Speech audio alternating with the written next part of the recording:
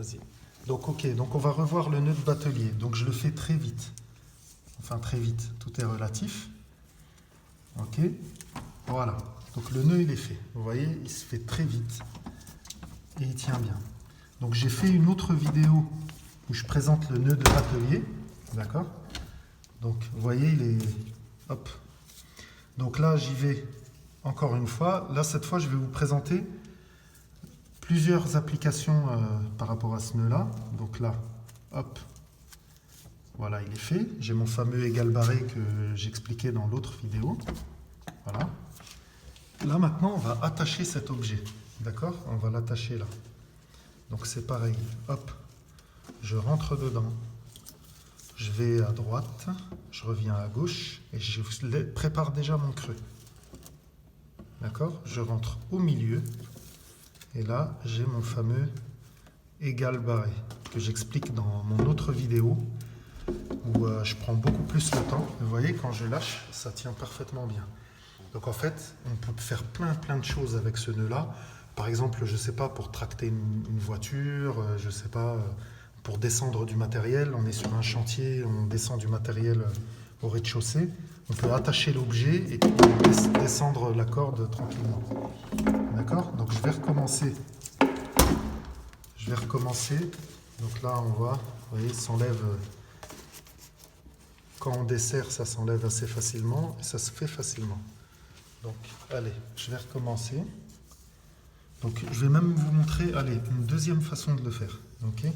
Donc, en fait, on peut faire, hop, une boucle comme ça et y aller direct. Et en fait, ça revient au même. Regarde, filme un peu mieux devant. Je vais remontrer mon égal barré, vous voyez. Voilà. Donc là, en fait, on a nos... Voilà. On voit que là, il y a un barré et là, il y a le égal. Ok? Donc c'est une deuxième façon, je le ferai vraiment plus tranquillement dans une autre vidéo. C'est en fait, on fait deux boucles qu'on va croiser comme ça, d'une certaine... Bon, c'est un petit peu technique, mais hop. Et là, je peux le tirer. Ok? Donc c'est une deuxième façon de faire ce nœud quand, par exemple, c'est ouvert la poignée. Par contre, si la poignée n'est pas ouverte, par exemple comme dans cet objet, c'est pour ça que je préfère d'abord apprendre aux gens à faire comme ça.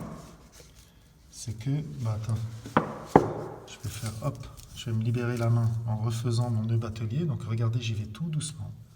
Je prépare mon doigt là et je rentre au milieu.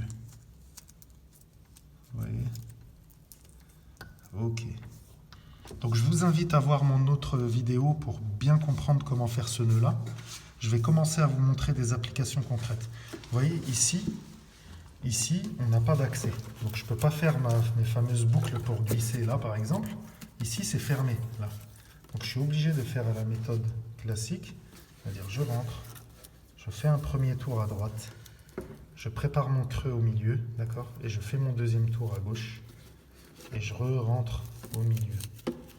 Donc, et voilà. Et là, on peut attacher l'objet très facilement et il ne risque pas de se desserrer. C'est vraiment très sécurisé. C'est le nœud de batelier ou cabestan, on appelle ça.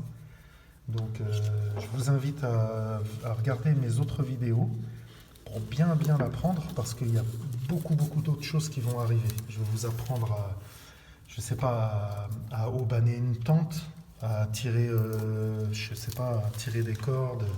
Enfin, il y a plein d'autres nœuds qui vont arriver avec des utilisations qui sont vraiment top. Donc, je le refais une dernière fois. Allez, je vais vous faire, hop, celui-ci. Je ne vous l'ai pas encore appris, mais ça viendra plus tard. Donc, hop, les fameuses oreilles de Mickey. On appelle ça, vous voyez, le égal barré qui se forme. Et là, que je tire là ou là, ça serre. D'accord? Donc en aucun cas ça peut se desserrer. Sauf si je redonne du mou comme ça, quoi. Voilà pour ce nœud. Merci de m'avoir écouté.